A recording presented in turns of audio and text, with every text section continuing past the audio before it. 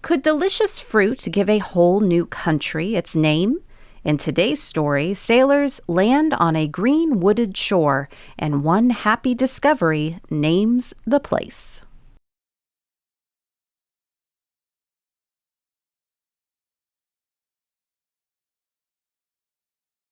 Let's look at the vocabulary and key places for our story.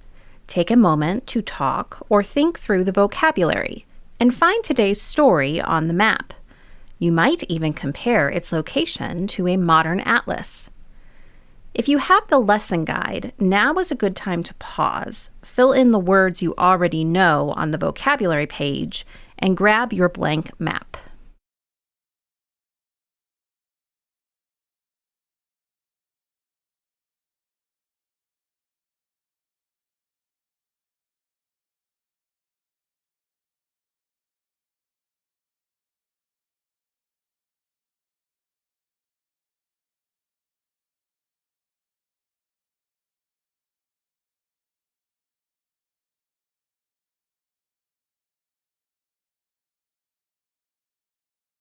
Chapter 14, Leif and His New Land. Now Eric had lived in Greenland for 15 years. His sons Thorstein and Leif had grown up to be big, strong men. One spring, Leif said to his father, "I have never seen Norway, our motherland. I long to go there and meet the great men and see the places that skalds sing about." Eric answered, "It is right that you should go. No man has really lived until he has seen Norway." So he helped Leif fit out a boat and sent him off. Leif sailed for months. He passed Iceland and the Faroes and the Shetlands. He stopped at all of these places and feasted his mind on the new things. And everywhere men received him gladly, for he was handsome and wise. But at last he came near Norway. Then he stood up before the pilot's seat and sang loudly, "My eyes can see her at last, the mother of mighty men, the field of famous fights. In the sky above I see fair Asgard's shining roofs, the flying hair of Thor, the wings of Odin's birds, the road that heroes tread. I am here in the land of the gods, the land of mighty men." For a while he walked the land as though he were in a dream. He looked at this and that and everything and loved them all because it was Norway. "I will go to the king," he said. He had never seen a king. There were no kings in Iceland or in Greenland. So he went to the city where the king had his fine house. The king's name was Olaf.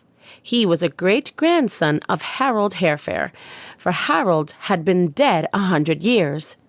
Now the king was going to hold a feast at night, and Leif put on his most beautiful clothes to go to it. He put on long tights of blue wool and a short jacket of blue velvet. He belted his jacket with a gold girdle. He had shoes of scarlet with golden clasps. He threw around himself a cape of scarlet velvet lined with seal fur. His long sword stuck out from under his cloak. On his head he put a knitted cap of bright colors. Then he walked to the king's feast hall and went through the door. It was a great hall, and it was full of richly dressed men. The fires shone on so many golden headbands and bracelets and so many glittering swords and spears on the wall, and there was so much noise of talking and laughing that at first Leif did not know what to do. But at last he went and sat on the very end seat of the bench near him. As the feast went on, King Olaf sat in his high seat and looked about the hall and noticed this one and that one and spoke across the fire to many. He was keen-eyed and soon saw Leif in his far seat. "Yonder is some man of mark," he said to himself. "He is surely worth knowing. His face is not the face of a fool. He carries his head like a lord of men." He sent a thrall and asked Leif to come to him. So Leif walked down the long hall and stood before the king. "I am glad to have you for a guest," the king said. "What are your name and country?" "I am Leif Erikson, and I have come all the way from Greenland to see you and old Norway." "From Greenland," said the king. "It is not often that I see a Greenlander.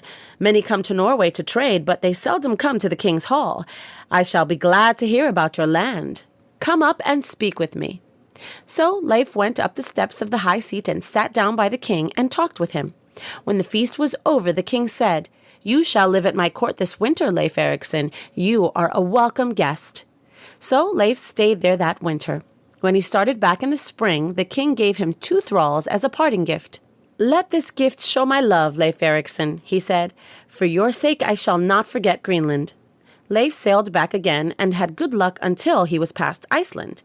Then great winds came out of the north and tossed his ship about so that the men could do nothing.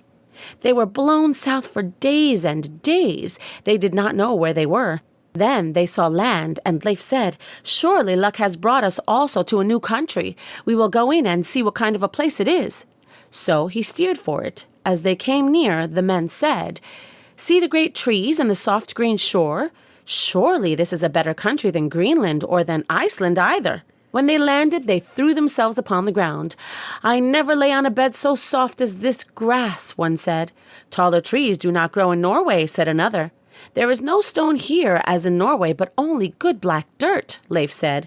"I never saw so fertile a land before." The men were hungry and set about building a fire. "There is no lack of fuel here," they said. They stayed many days in this country and walked about to see what was there. A German named Tyrker was with Leif. He was a little man with a high forehead and a short nose. His eyes were big and rolling. He had lived with Eric for many years and had taken care of Leif when he was a little boy, so Leif loved him. Now one day they had been wandering about and all came back to camp at night except Tyrker. When Leif looked around on his comrades, he said, "Where is Tyrker?" No one knew. Then Leif was angry. "Is a man of so little value in this empty land that you would lose one?" he said. "Why did you not keep together? Did you not see that he was gone? Why did you not set out to look for him? Who knows what terrible things may have happened to him in these great forests?" Then he turned and started out to hunt for him. His men followed, silent and ashamed. They had not gone far when they saw Tyrker running toward them. He was laughing and talking to himself. Leif ran to him and put his arms about him with gladness at seeing him. "Why are you so late?" he asked. "Where have you been?" But Tyrker, still smiling and nodding his head, answered in German. He pointed to the woods and laughed and rolled his eyes. Again Leif asked his question and put his hand on Tyrker's shoulder as though he would shake him. Then Tyrker answered in the language of Iceland. "I have not been so very far, but I have found something wonderful." "What is it?" cried the men. "I have found grapes growing wild," answered Tyrker, and he laughed and his eyes shone. "It cannot be," Leif said. "Grapes do not grow in Greenland, nor in Iceland, nor even in Norway, so it seemed a wonderful thing to these Norsemen." "Can I not tell grapes when I see them?" cried Tyrker. "Did I not grow up in Germany where every hillside is covered with grapevines? Ah, it seems like my old home." "It is wonderful," Leif said. "I have heard travelers tell of seeing grapes growing, but I myself never saw it. You shall take us to them early in the morning, Tyrker." So in the morning they went back into the woods and saw the grapes. They ate of them. "They are like food and drink," they cried. That day Leif said, "We spent most of the summer on the ocean. Winter will soon be coming on, and the sea about Greenland will be frozen. We must start back. I mean to take some of the things of this land to show our people at home. We will fill the rowboat with grapes and tow it behind us. The ship we will load with logs from these great trees. That will be a welcome shipload in Greenland, where we have neither trees nor vines.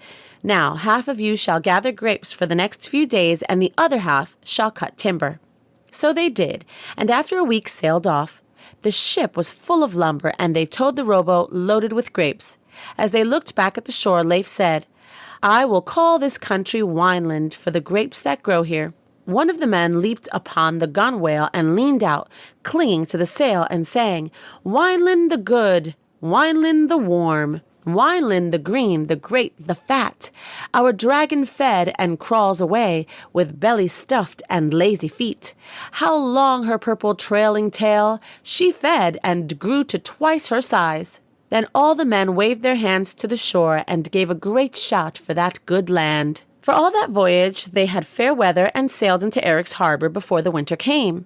Eric saw the ship and ran down to the shore. He took Leif into his arm and said, "Oh, my son, my old eyes ached to see you. I hungered to hear of all that you have seen and done." "Luck has followed me all the way," said Leif. "See what I have brought home." The Greenlanders looked. "Lumber, lumber," they cried. "Oh, it is better stuff than gold." Then they saw the grapes and tasted them. "Surely you must have plundered Asgard," they said, smacking their lips. At the feast that night, Eric said, "Leif shall sit in the place of honor." So Leif sat in the high seat opposite Eric. All men thought him a handsome and wise man. He told them of the storm and of Wineland. No man would ever need a cloak there. The soil is richer than the soil of Norway.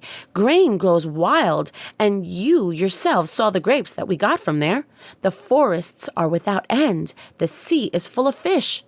The Greenlanders listened with open mouths to all this. They turned and talked to Leif's ship comrades who were scattered among them. Leif noticed two strangers, an old man who sat at Eric's side and a young woman on the crossbench. He turned to his brother Thorstein, who sat next to him. "Who are these strangers?" he asked. "Thorbiorn and his daughter Gudrid," Thorstein answered. "They landed here this spring. I never saw our father more glad of anything than to see this Thorbiorn. They were friends before we left Iceland. When they saw each other again, they could not talk enough of old times. In the spring, Eric means to give him a farm up the fjord away. It seems that this Thorbiorn comes of a good family that has been rich and great in Iceland for years, and Thorbiorn himself was rich when our father knew him and was much honored by all men. But ill luck came, and he grew poor. This hurt his pride. 'I will not stay in Iceland and be a beggar,' he said to himself. 'I will not have men look at me and say, he is not what his father was. I will go to my friend Eric the Red in Greenland.' Then he got ready a great feast and invited all his friends. It was such a feast as had not been in Iceland for years.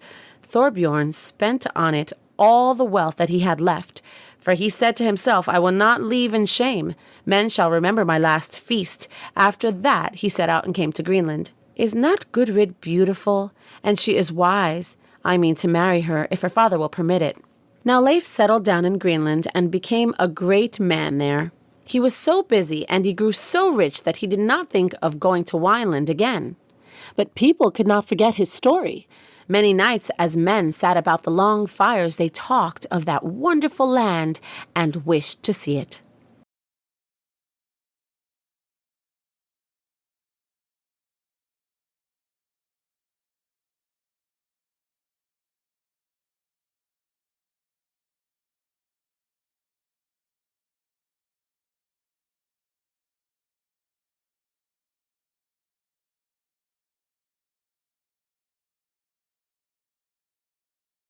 So how did the new land get its name? In the old Norse sagas, Leif's friend Tyrker found wild grapes growing there, so Leif called it Wineland, sometimes also called Vinland.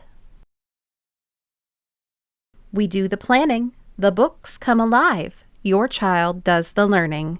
See you next time.